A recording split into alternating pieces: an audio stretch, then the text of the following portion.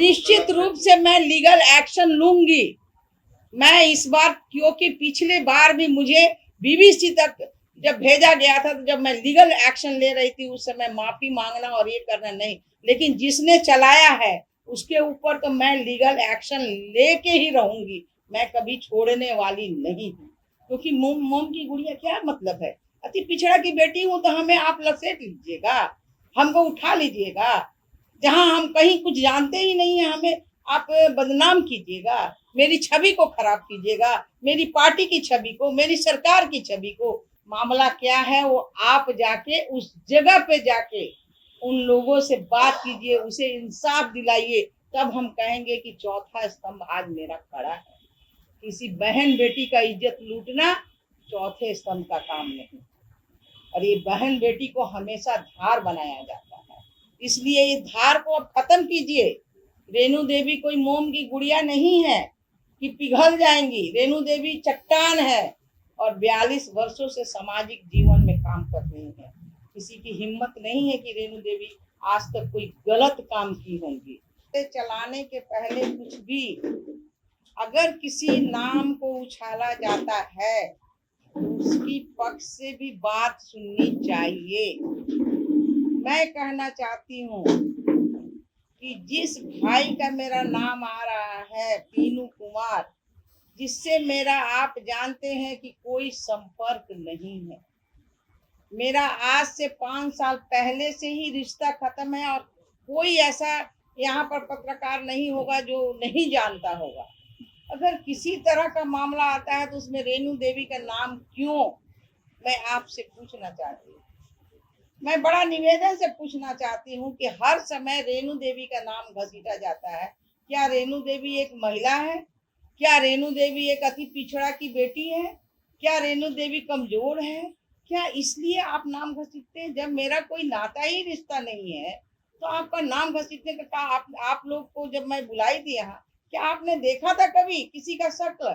और जिस तरह से आप मीडिया में चला रहे हैं कि यहाँ इस घर में बांध के ला के रखा जाता है, आपने किसी को देखा है क्या? किसी ने कहा है ना क्या?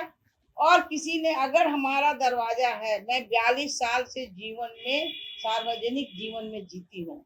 42 साल में पूरे देश में कोई कहे कि रेणु देवी का आचरण, रेणु देवी का बेटा का आचरण ऐसा हो, और जिससे नाता रिश्ता नहीं है उसी को जोड़ के आप क्या क्या दिखाना चाहते हैं? मैं ये पूछना चाहती हूँ। मुझे बड़ा दर्द है। आज भाई मैं कहती हूँ, आप बहन कहती हूँ। मैं पूरे बिहार क्या पूरे देश की बहन हूँ, और सब मेरा भाई बाप है। हमने जीवन में यही प्रतिज्ञा किया था, और 42 साल से मैं जीवन में ये काम मैं कर रही हूँ। सार्वजनिक जीवन में कोई मेरे ऊपर उंगली उठाए, लेकिन आप चौथा स्तंभ है। मुझे पीड़ा होती है इस बात पर कि चौथे स्तंभ को ये भी चाहिए कि दूसरी तरफ भी जांच हो जानी चाहिए। क्या सचमुच रेणु देवी है? क्या सचमुच ये कौन सा कांड है जिसमें इतना बड़ा बवाल हो रहा है? क्या किसी गरीब का काम है, किसी अमीर का काम है? और ऐसा करने से क्या है? आपने कभी सोचा? मुझे पीड़ा इसी बात की है कि ये जो है, जिससे मेरा नाता रिश्ता नहीं, उससे क्यों जोड़ा जाता है। 2 साल पहले भी पूरे यहाँ क्या बीबीसी तक चला, उस समय भी मेरा कोई रिश्ता नहीं था। 2015 से जो हमारा रिश्ता खत्म हुआ, कोई कह दे चैलेंज करके बेतिया या यहाँ पटने के डेरा में कोई कह दे कि हमने कोई रिश्ता रखा है, कोई कह दे कि हाँ हम आपके घर में आए हैं, लेकिन हमेशा कोई कोई काम नहीं है। रेणु देवी का भाई, अरे भाई रेणु देवी का भाई तो पूरे बिहार में रेणु देवी का भाई है, पूरे देश में रेणु देवी का भाई है, तो इसमें क्या है? कम से कम एक बार हमसे तो पूछते। मैं 3 दिन की प्रवास में थी, मैं बेगूसराय गई, मैं बांका गई अपने प्रभारी क्षेत्र में, मुझे तो कुछ पता भी नहीं है। जब आधे रात को मैं लौट के आ रही हूँ 10 साढ़े 10 बजे, तो मुझे ऐसे पता चला कि ऐसी ऐसी बात है, ये अभी हो रहा है। मुझे बड़ा दुख हुआ, पीड़ा हुआ, और आप लोगों से मेरी ऐसी चिंता भी नहीं थी, मन में भाव भी नहीं था कि कम से कम आप लोगों ने एक बार पूछा भी नहीं। और मैं निवेदन करना चाहती हूँ, जिसने जंगल राज लिखा है, नीतीश जी और मोदी जी के राज को, नीतीश जी के राज को, वो जंगल राज नहीं, वो मंगल राज है। और इस राज्य में गरीब को सहायता मिलता है। और सरकार हमारी जो है, अगर किसी भी तरह का किसी को भी अगर कोई तकलीफ होती है तो प्रशासन अपना काम करता है, और ये प्रशासन का काम है। ये कोई मेरा और आपका काम, मेरा काम जरूर है प्रशासन को बोलने के लिए कि प्रशासन अपना देखे, पैनिक नजर रख के करे कि किसको क्या दिक्कत होती है, और ये दिक्कत तो प्रशासन के पास रहेगा ही। मुझे तो पता भी नहीं, एक आदमी आया, पत्र दिया, ठीक है भाई आप परसों आ जाइए। दूसरे दिन मेरे घर में कोई कार्यक्रम था, दूसरा एक आया, वो अपना जैसे पूरे बिहार के लोग आते हैं, और उसने जब दिया तो हमने 5 घंटे वो लोगों ने इंतजार किया अगले आदमी का, जो आने वाला था, जिसने अभी कंप्लेन कर रहा है उसको आना चाहिए। और ये मामला क्या है, वो आप जाके उस जगह पे जाके उन लोगों से बात कीजिए, उसे इंसाफ दिलाइए, तब हम कहेंगे कि चौथा स्तंभ आज मेरा खड़ा है। किसी बहन बेटी का इज्जत लूटना चौथे स्तंभ का काम नहीं, और ये बहन बेटी को हमेशा धार बनाया जाता है, इसलिए ये धार को अब खत्म कीजिए।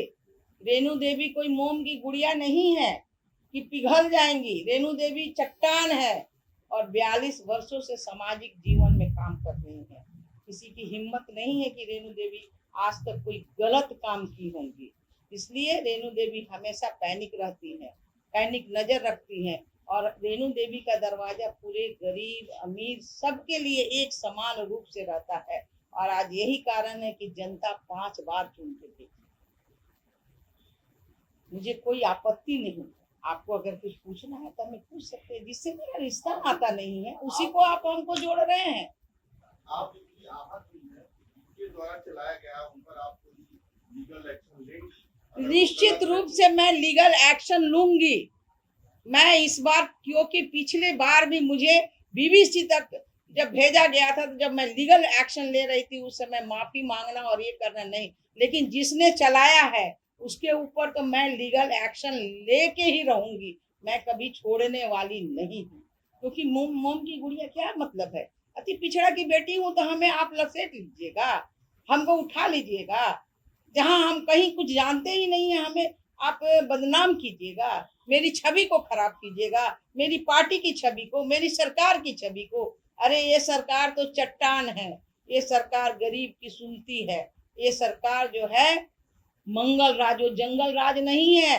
जो लोग ट्वीट करते हैं उनका जंगल राज था, कोई परिवारवाद नहीं है यहाँ, हमारा परिवारवाद नहीं है हमारे दल में, या हमारे जो है एनडीए की सरकार में परिवारवाद नहीं चलता है।